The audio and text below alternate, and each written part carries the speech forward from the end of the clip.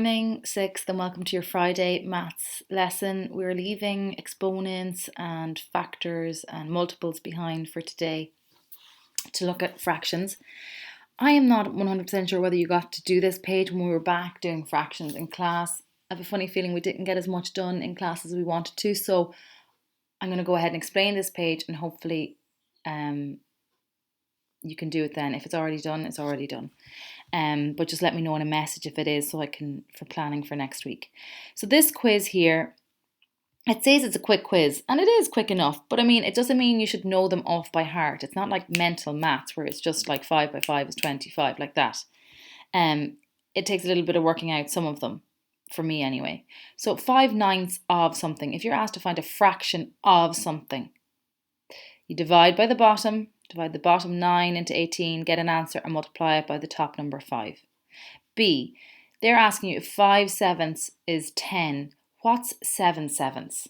When you're asked of something like this where it's like, here's the fraction you have, or here's the fraction you have and it's the same as 10, I want the whole amount.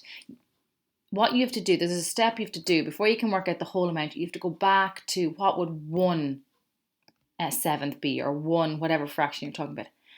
You need to get rid of the numerator and bring it back to 1. So to find that out, you divide the numerator in these ones. Usually I know it's the bottom divided into the number multiplied by the top. But when they want you to get back to the whole amount, you need to get to the 1/7 fraction of it, or the 1/5, or the 1/2, or the 1/4, whatever it is. And to do that, you need to get rid of the numerator by dividing it in. So 5 into 10 gives you an answer. And then to get 7/7, you multiply the answer you get by 7. For C, that's the same as this one. Find 1/12 of that, divide by the bottom, multiply by the top. Here's similar to B. 2/3 are that. So what would this is a little bit different. 2/3 are that. What would 3/4 be? So these are two different families of fractions. The denominators don't match. So when the denominators don't match, it's too hard to work it out. It's too hard to picture them. So what you need to do is get a common denominator, list out the multiples of 3, the multiples of 4, find the lowest common multiple, and write the equivalent fraction. Whatever you pick as your new denominator, find 2/3 with that new denominator, and find 3/4 with the new denominator, and then you'll be able to see it more clearly. Like, let's say it's 8s. I know it's not. If it was like 2/8 and 3/8, and it's like, well, 2/8 is 8. What would 3/8 be? So then it's like this one, where you're like, well, 2/8 is that. So 1/8 is 8 divided by 2, which is 4. And then the 3/8 would be 4 by 3. So you need to first of all get a common denominator for these two, and then you can work it out. For E, 15 is that.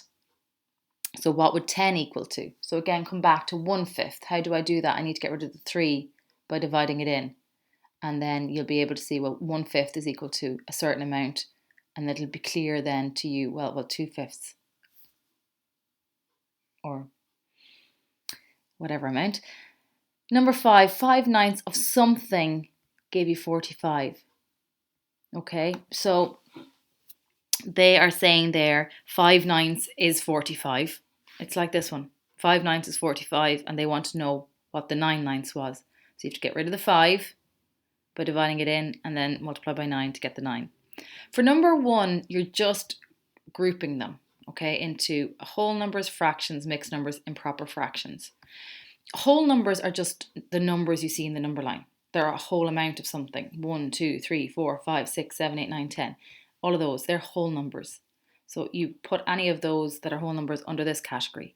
Fractions, I know you could say a lot of these are fractions, but what they're looking for the fractions category is literally just like 5/10 or 7/20, where the top number is not bigger than the bottom denominator.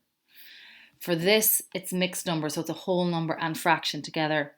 And finally, improper fractions are where the top number is greater. The numerator is a bigger number than the bottom denominator. For example, 55 over 40. 55 is bigger than 40. So whole numbers, fractions, where the top is not bigger than the bottom, Mixed numbers where it's a whole number and fraction, and when the top is bigger. Then mixed numbers, they have shown you this is the mixed fraction, and they're saying, well, as an improper fraction, it becomes this. If you think that's true, you tick it. If you think it's false, you exit. So I'm thinking here, how do I change from mixed to improper? I take the whole number, which is 3, and I multiply it by 4. So 3 by 4 is 12. So this number is representing 12 quarters. The number 3, 12 quarters. And I already have a quarter there. So 12 quarters and 1 quarter make 13 quarters. They're saying it's equal to 12 quarters. That's wrong. That means A is incorrect. And to show you with B, 5 over 13. How many times can 5 go into 13? They're saying it can go twice with a remainder 3 over 5. If you think that's correct, tick it. They're saying that 9 goes into 27 3 times exactly. If you think it's right, tick it. If you think it's wrong, exit. Here, they're saying 11 went into 45 4 times, remainder 5. They put the remainder over the fraction. Tick or say no. Here's the mixed number. 2 multiplied by 10. What does that give you?